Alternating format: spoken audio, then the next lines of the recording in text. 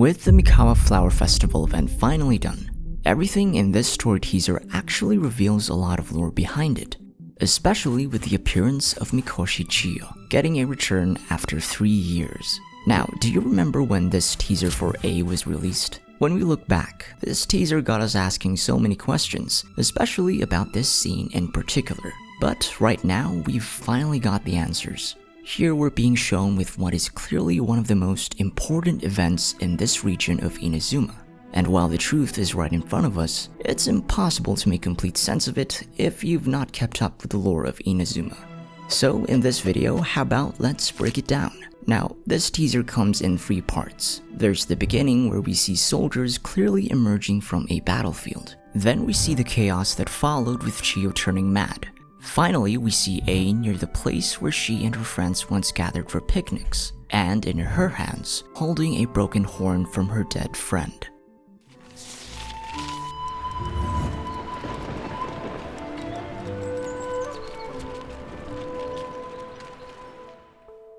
To start, this is Mikoshi Chiyo, the beautiful maiden face, these horns with a petite figure. They're an exact match for a description given in the weapons Hakushin Ring and Redhorn Stonefresher. She is a powerful yokai, which is a supernatural creature who were the first inhabitants of Inazuma. They have exceptionally long lives and have different styles of power. Over time though, most yokai learned to live alongside humans, and thus inherited humanoid bodies as we can read from Mizuki's character story. Examples of these yokai are the Tengo with Kujusara as the representative, Kitsune with Yaimiko, the Oni with Ito, and the Yomikubaku with Mizuki. For Mikoshi Chiyo's case, she was an Oni matching the description of having long horns with crimson-red skin color. While she was described to have a petite figure, the description from the Redhorn Stonefresher recalls how she easily won a wrestling match against the owner of the said weapon, the Otogi King. So she clearly has that power hidden behind. At this time, Mikoshi Chiyo was a trusted friend of both A and Makoto, as well as having a rival in Kitsune Saigu, this shown here, which we will get to in a moment. Now, back to the teaser. The first scene opens with 2 Inazuman soldiers saying the phrase, "We thought you've been eaten by that beast." So what is happening here?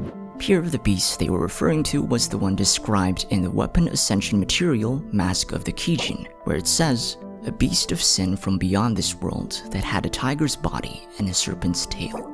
Explaining the events that led to this, Inazuma and the rest of Teyvat were invaded by Abyss forces, which was the famous event of the Cataclysm.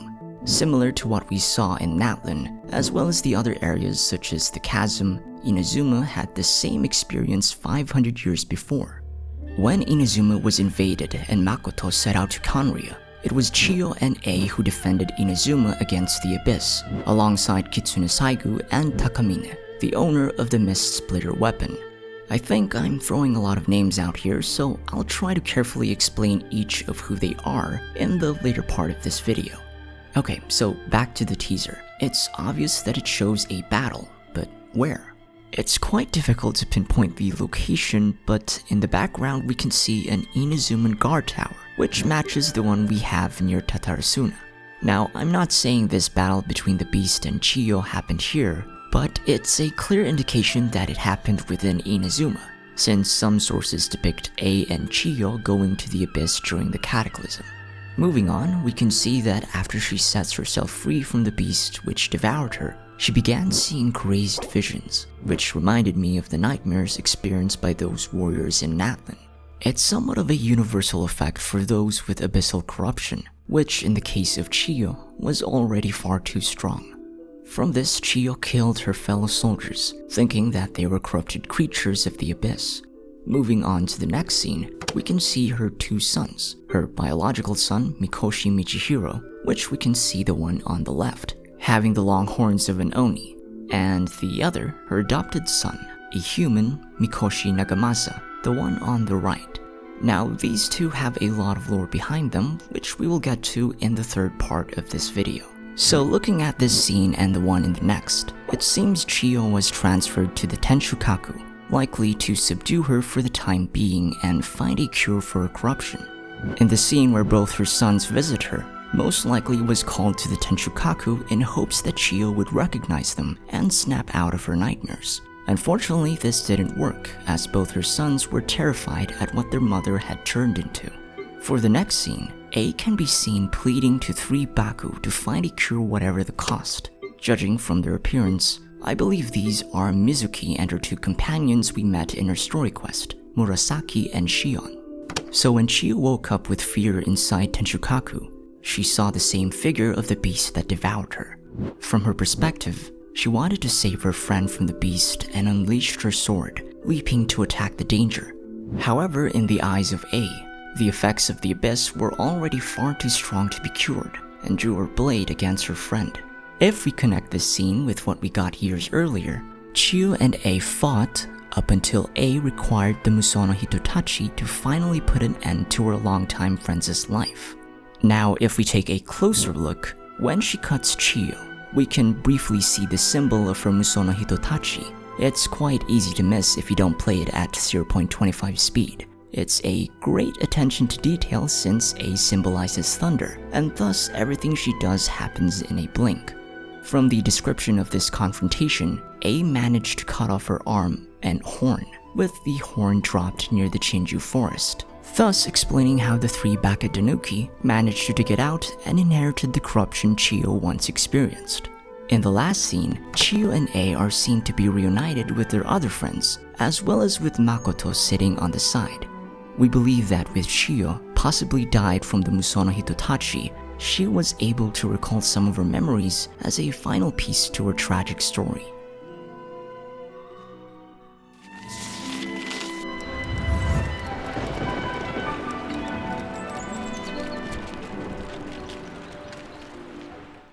Now with that, I also want to share some details that were shown in the teaser which could be interesting. If we put this scene in comparison with the 2021 teaser, Makoto isn't present in the past teaser. This is because at the time this 2021 teaser was posted, which was during version 2.1, we didn't yet know that A had a twin sister at the time. While there were hints and indications from this scene, it still wasn't a clear answer that there were actually 2 of them ruling as the shogun of Inazuma. As for the next one, the scene where A is sitting alone where her friends once gathered is quite familiar. If we pinpoint its location, it seems that this place where they once met is located in the Amakane Island, since this background from the teaser matches the footage in-game. While it doesn't exactly follow the one in the teaser, there have been indications that the world design in-game is much smaller than that of the lore-accurate one. With Kitsune Saigu, the one shown on the far right, she was the mentor of Yae Miko, which was mentioned in the character's story of Mizuki. Kitsune Saigu, along with Yae Miko, are descendants of the Hakushin clan, a bloodline which dates back even before Inazuma was ruled by humans. One thing to note is that in this scene here, Miko was still in her fox form, and was still under the tutelage of Kitsune Saigu. It is noted here in the phrase, when Miko, then Mizuki in turn, acquired the power to take humanoid form. Also, Miko's fox form can be seen in A's character teaser, set around the time Kitsune Saigu and Chiyo were still alive and normal. Lastly, if we read the description of the weapon ascension material, it also matches the story shared to us by A in the Mikasa event, where Chiyo would later be known as Tora Chiyo, or Tiger Bite Chiyo, since she was eaten by a beast with a tiger-like appearance. However, A would later explain that this title wouldn't be something Chiyo wouldn't accept, since it's a callback to her traumatic experience with the abyssal monster.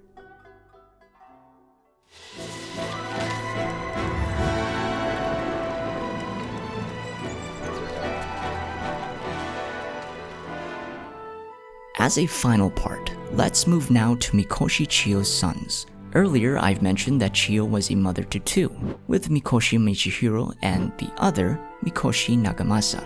After Chiyo's death, these 2 brothers eventually separated on different paths. So what happened to them? Let's first talk about Chiyo's biological son, Mikoshi Michihiro. In previous versions, we can recall that he was introduced as Mikoshi Doke, but for some reasons, Hoyoverse decided to change his name to Michihiro. This isn't the first case, since there are more examples with Kazari changed to Hana Chirusato, Asase Kanade to Asase Hibiki, and many more. Now, with Doke or Michihiro, once he felt ashamed of what his mother had done against the shogun, he fled to Konda village and wanted to live a life of isolation. Eventually, he met a Tengu named Teruyo. Teruyo was a member of the Iwakura clan and challenged Michihiro to a duel. If he managed to even touch her, she would reward him with a great title. Because Michihiro came from a bloodline of powerful Oni, he beat Teruyo and later named this technique as Tengu Sweeper. Now, why does that sound familiar? Oh, right, that's because it was later used as the name for the Magu Kenki's attacks here. To explain, after Michihiro's duel with Teruyo, he decided to start his own sword technique called the Iwakura art. Since then, swordsmen from all over Inazuma began to learn this technique, and eventually caught the attention of the Kujo clan. As a result, the Kujo clan employed him as their sword instructor, and it was also adopted as the model in creating the Magu Kenki, this automaton which we first discovered back in 1.6. In building the Magu Kenki, the engineers modeled it after Michihiro's moves, and even his appearance. Thus why we can see the Magu Kenki having an Oni mask. However, some mistrials happened in its early stages and were eventually discarded at Yashiori Island. The reason why we found one of it back in the Golden Apple Archipelago was because a pirate captain managed to capture one Inazuman ship with the Magu Kenki on board. Amidst the storm surrounding Inazuma at that time, it wrecked into the Golden Apple Archipelago.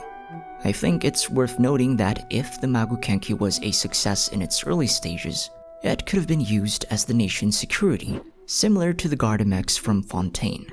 Now, when the Sakoku Decree happened, those who practiced the Iwakura art rebelled against the shogunate and became the Kairagi we see today. In exploring numerous locations of Inazuma, we encountered different Kairagi with Iwakura art instructors. As a result of our actions, by killing these instructors, we inadvertently caused the extinction of the Iwakura art, forever erasing the efforts of one of Mikoshi Chiyo's sons. Moving on to the other one, the adoptive son, Mikoshi Nagamasa. While he has no connection with the Oni bloodline, he was the son who stayed in the Mikoshi clan and was set out to restore his family's honor. I think it's quite ironic that the adopted son was the one who stayed. In restoring their tarnished legacy, he enlisted in the shogunate army. As years passed, he was promoted as an inspector at the Mikage furnace. There, he was tasked to oversee the weaponsmiths who worked there, which included Niwa and Katsuragi, characters who you might recall from Scaramouche's story. In his time as the inspector there, he eventually had the desire to craft his own weapon, which he did and named it the Daitatara Nagamasa. Soon, he was later introduced to Scaramouche, who was still a puppet at that time. He was found by Katsuragi near the Shake Pavilion, close to the Mikage furnace. From his appearance alone, Nagamasa quickly figured out this puppet's true identity, but chose to keep it as a secret to the other workers, in keeping to his friend Katsuragi's wishes. Not long after, a mysterious man named Escher visited the Mikage furnace, claiming that he was an engineer from Fontaine. In reality, this was Dottore, tasked by Pierrot to cause chaos in Inazuma for future plans. Here, Dottore caused the contamination of the Tatarigami curse across the Mikage furnace. Nagamasa and his other friend Niwa tried to stop him, but Dottore managed to take hold of the situation and killed Niwa. Afterwards, Dottore conceived a cover-up by sharing that Niwa had disappeared due to the intense catastrophe regarding the Tatarigami curse. As inspector, Nagamasa would bear the punishment if this was reported to the Raiden Shogun. Already facing the shame from Mikoshi Chiyo's past actions, Nagamasa did not want to accept this fate. Luckily, Katsuragi was willing to bear the punishment in place of his master and friend. By the end, Nagamasa swung the punishment and slashed Katsuragi dead. Using the sword he forged, the Daitatara Nagamasa, its name was later changed to Katsuragi Kiri Nagamasa, meaning Katsuragi slashing Nagamasa, pertaining to its history. In conclusion, I think this was a great continuity to the hidden lore behind Inazuma. given that these names and various characters from the weapon and artifact descriptions were all teased years before. However, it's a shame that this deep lore is locked behind another limited event. So anyways, that's all for this video. Thank you for watching, and if you think I missed anything more, feel free to do so in the comments. As usual, my name is KlemenTime. Be safe and stay tuned.